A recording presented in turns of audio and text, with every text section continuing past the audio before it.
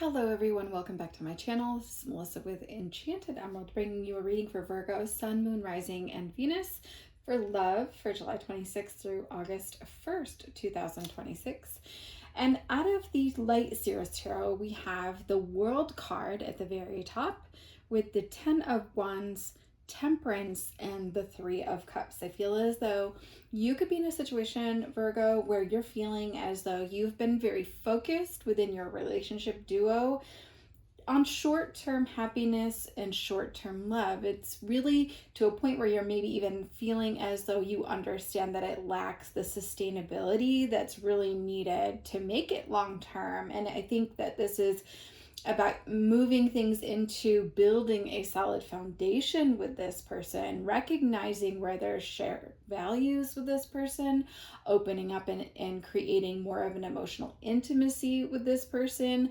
I think it really kind of started out maybe with a very strong physical connection, and it's kind of just been day by day and led you to where you are at this point. But I think this is about you two changing that like nearsighted energy into a 2020 vision, really getting honest with one another about your needs, where things are lacking. And I think that you ultimately could feel as though you're longing for someone to actually see you, right? Like you could feel a little bit lonely within this dynamic as a result of that lack of that emotional intimacy. And so understand that this could be a very temporary situation. And I think that when things feel this way for you, it gets really uncomfortable. You don't like the hard stuff. In fact, it could feel very scary for you.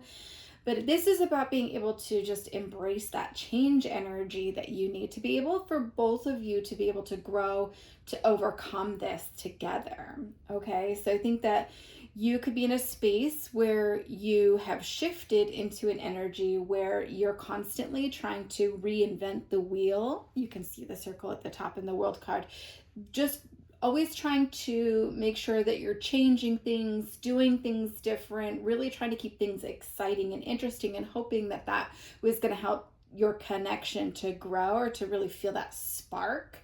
And it's hard for you because it's led you to this space where you could be feeling emotionally burnt out as a result of that, right? You're just wanting to keep them happy. You're wanting to hold their interest, right? And so maybe even you could feel as though you've had to placate them, so to speak, in order to keep them very calm and chill, right? Perhaps this person loses their temper a little bit at times. And so ultimately, I think that this could make you feel as though you're walking on eggshells within the relationship, and it can be a result not necessarily of this person's ability to possibly lose their temper, but this could also be coming from within. You have a little bit of this anxiety building within you, and you don't want to lose this person, right? And so that's where you're putting a lot of energy into the external and making sure that you're trying new things, you're doing new things, you're doing things differently, you're changing routines, right? And it becomes really difficult to maintain that over time. And so this person is in their energy, it just feels to me like they possibly have like a go-to when you guys get in some sort of an argument or a disagreement, where if you bring up issues, this person may quickly dismiss your feelings and tell you that you are too sensitive, or that you're exaggerating, or that you don't see it as clearly as this person thinks that you need to, right? They leave you just feeling confused, though. Ultimately, it's almost as if they're dismissing your feelings, and you kind of like put that in a space where you're like, well, okay, maybe they're right. And so that confusion kind of comes in and bubbles to the surface, and then you dismiss it as like a one-time occurrence.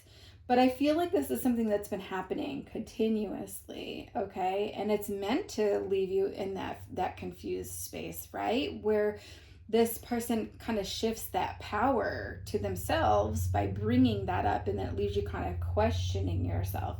But it's okay for all of these occurrences, when they're happening in those moments, for you to respond differently than you have been responding this whole time, right? It's okay for them to say those things to you. You can say, well, this is how that makes me feel, or you know what, I feel very disrespected when you say that, and I'm no longer going to tolerate that. Now, if this person seems like a person that could really lose their temper by you asserting yourself or speaking that boundary out loud, it may not necessarily work for you to be as direct or as blunt as that.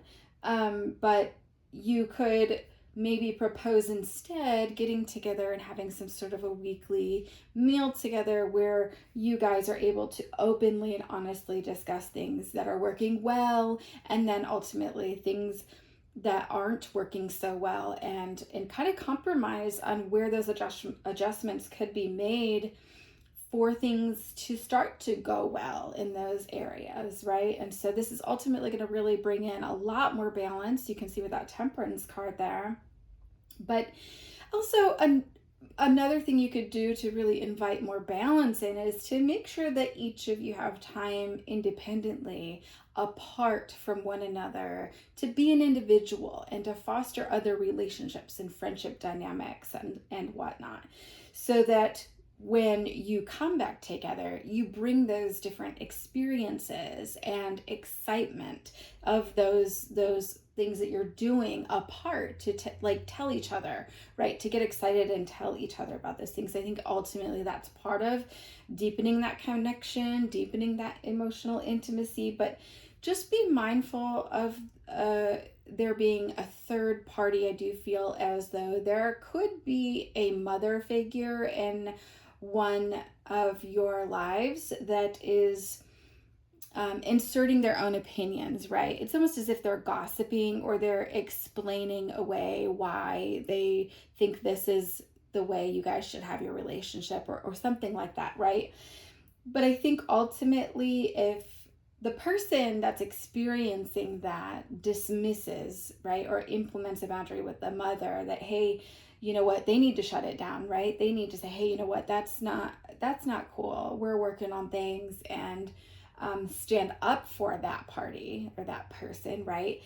But I think once that's happening, there will be more of a chance for a bond to build between the other partner and that mother. And once that mother that's kind of seeking a little bit more control of things feels valued, feels respected, and also feels seen, I think that could really dampen the energy of that external influence that could really be having an impact on your relationship. So I do so hope that this helps you, Virgo. And if you've listened up until now, please let me know in the comments below how things are working out for you. Comment if you've made it this far. Comment 2020 vision. Okay, 2020 vision. Thank you so much for tuning in. As always, I will be back with another read for you guys again soon. Please don't hesitate to hit that like and subscribe so you're in the know of all the new content. And I'll be back. Take care.